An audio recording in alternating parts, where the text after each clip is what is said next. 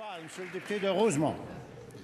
Monsieur le Président, depuis 2 ans, cette Assemblée a adopté à l'unanimité des motions s'opposant formellement à ce qu'Ottawa dicte au Québec ses priorités en matière de lutte à l'itinérance. Nous savions qu'Ottawa voulait concentrer un pourcentage important du financement sur sa propre vision du logement au détriment des autres approches. Depuis novembre, le chiffre de 65 % circulait et nous inquiétait vivement. La ministre responsable de l'itinérance a enfin rendu public jeudi l'entente qu'elle a signée avec Ottawa. La veille, elle avait dit à cette Assemblée que cette entente respectait les motions et, je la cite, « Il n'y a aucun pourcentage dans l'entente ». Est-ce qu'elle maintient aujourd'hui cette version des faits? Madame la ministre déléguée à la réadaptation. Merci, Monsieur le Président. Non seulement je maintiens ma version des faits, mais je vais représenter le plan d'action, le politique en itinérance qu'avait déposé sa collègue de Joliette et lui dire que à la page 36, dans les orientations à privilégier, à l'époque où ils étaient au gouvernement, ça avait l'air que c'était bon, je ne sais pas si c'est perdu, accroître la capacité des personnes à se loger. Et là-dedans, il est explicitement écrit augmenter le nombre de logements abordables sécuritaires, développer des formules d'hébergement, offrir du soutien financier, s'assurer d'un continuum d'offres de logement. Mais non seulement ça, mais il y a d'autres axes de travail dans la politique de prévention. Maintenant, dans le plan d'action qui a été déployé directement en ligne avec la politique, on y retrouve les mêmes axes et dans les moyens, si la députée de Tachereau peut me laisser finir, on va pouvoir finir. Il y a 31 actions et 111 moyens. Et dans ces moyens-là, il y a effectivement le logement, mais il y a plein d'autres moyens, Monsieur le Président, qui sont déployés dans le plan d'action, notamment des interventions en gestion de crise 24 heures. 24 heures par jour, 7 jours par semaine. Faciliter l'obtention de la carte d'assurance maladie. Il y a plein d'autres moyens. Alors, première complémentaire, Monsieur le député de Rosemont.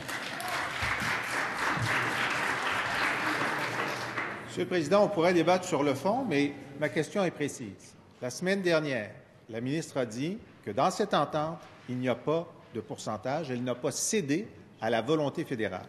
Or, à la page E3 de l'entente, on lit que, par exemple, pour la région métropolitaine de Montréal, Ottawa fait en sorte que 7,9 des 12 millions octroyés doivent être consacrés à l'approche Harper.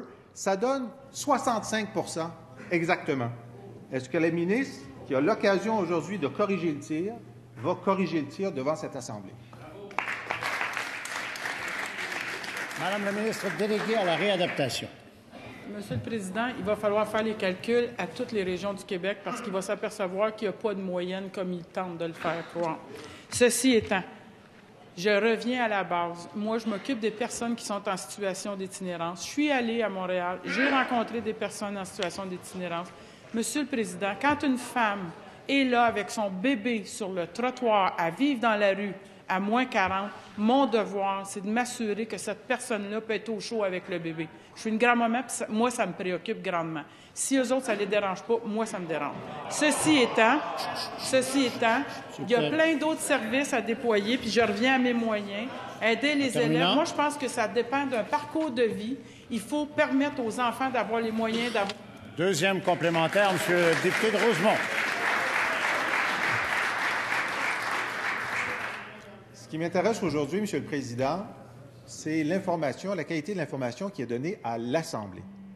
Dans l'entente déposée jeudi pour la région métropolitaine de Québec, il est indiqué que Québec devra désormais, ce qui n'était pas le cas avant, dépenser 1,7 des 2,7 millions pour la doctrine Harper. Ça fait 64,999996 %.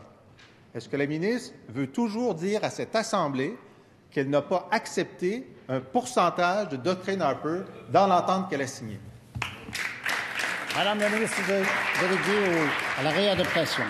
Monsieur le Président, il n'y a aucun pourcentage décrit dans l'entente, et non seulement ça, mais charcute région par région, qui prennent donc l'ensemble de l'œuvre, puis qui regardent donc dans l'ensemble comment on fait. Et il va s'apercevoir que selon les régions, on s'adresse à des problématiques particulières. Quand il y a une densité de population itinérante à Montréal et à Québec, il est évident qu'il faut que je l'adresse différemment qu'à Trois-Rivières, qu'à Valleyfield, dans Vaudreuil-Soulanges ou ailleurs. Ceci étant, Monsieur le Président, j'affirme en cette Chambre que oui, nous nous occupons des populations en situation d'itinérance. Avec la politique et le plan d'action, il y a plusieurs moyens. Si vous voulez vous attarder dans la SPLI, dans la stratégie de partenariat de lutte à l'itinérance, Monsieur le Président, c'est un des moyens qu'on se sert. Et il n'y a pas que le logement là-dedans, hein, il y a tout autre service.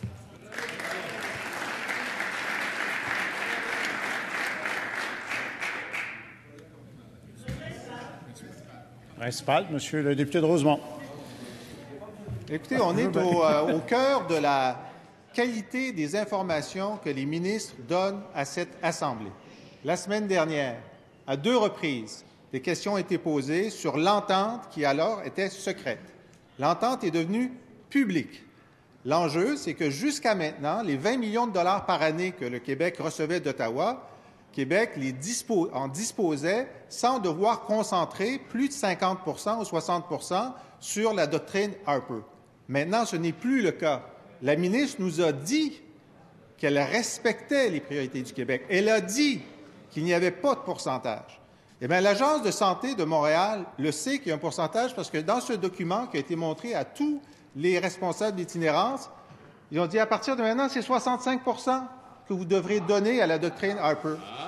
Est-ce que la ministre continue à dire que ce qu'elle a dit mercredi dernier reflétait la réalité? Madame la ministre déléguée à la réadaptation.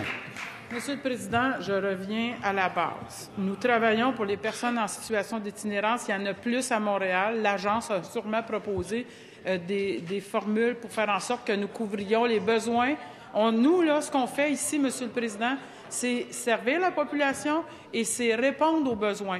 Les besoins à Montréal sont différents que dans d'autres régions.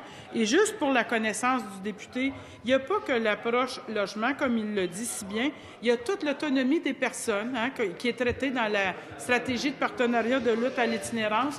Je comprends qu'ils ne veulent pas savoir les réponses, en tout cas.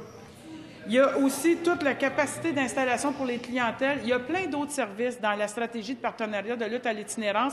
Et je l'invite à consulter le plan d'action parce que la SPLI, c'est un des moyens. Mais au Québec, on a déjà conservé le 8,1 millions. On a ajouté 4,6 millions dans le plan d'action par année pour justement servir la population qui a besoin de nos services et s'assurer que de la petite enfance, parce qu'il faut la prévenir, l'itinérance aussi. C'est à travers d'un cheminement de vie faire en sorte que non seulement on s'occupe des personnes qui le sont en situation d'itinérance, mais prévenir les autres qui pourraient y arriver. Première complémentaire, M. le député de Rosemont. Monsieur le Président, la raison pour laquelle cette Assemblée a voté 2 fois unanimement des motions demandant au gouvernement de ne pas céder à Ottawa, c'est exactement parce qu'on savait qu'Ottawa réclamerait qu'une majorité du financement fédéral aille dans un segment. Et un segment seulement. L'Agence encore de santé de Montréal le sait, dans la stratégie des partenariats de lutte contre l'itinérance, un document du 30 janvier 2015, ils étaient déjà au courant, eux autres, de l'entente. Le 65 est écrit spécifiquement dans les directives. Madame la ministre déléguée à la réadaptation. Monsieur le Président, il charcute l'entente. Il s'en tient qu'à Montréal. On ne peut pas faire ça. L'ensemble du Québec n'est pas Montréal, c'est l'ensemble de tout le Québec qu'il faut considérer dans cette entente. Et moi, je ramène le député à dire que 31 actions, 111 moyens, la stratégie de partenariat de lutte à l'itinérance est un des moyens. Moi, ce que je comprends aujourd'hui, c'est que s'il veut se rattacher à une place en particulier et non voir l'ensemble du Québec, il doit avoir des raisons à ça. Je pense qu'il est en train de passer au bloc ou je ne sais pas trop quoi, mais il n'est plus en train de faire de la politique au provincial. Deuxième complémentaire, M. Rédy. Monsieur le député de Rosemont.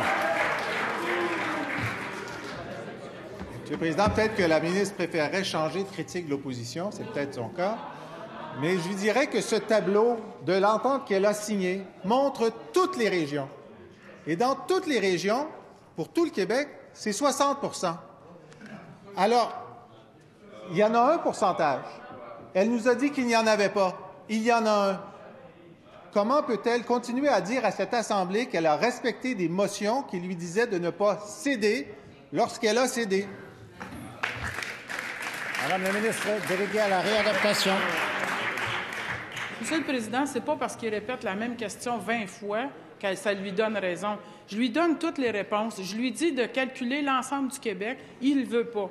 Pourquoi? Parce que probablement, il veut initier une chicane fédérale provinciale. Moi, ce que je veux, c'est servir les populations en situation d'itinérance et à risque de le devenir, les mamans avec des bébés dans la rue qui ont besoin d'un toit. Moi, je veux m'en occuper. Merci, M. le Président.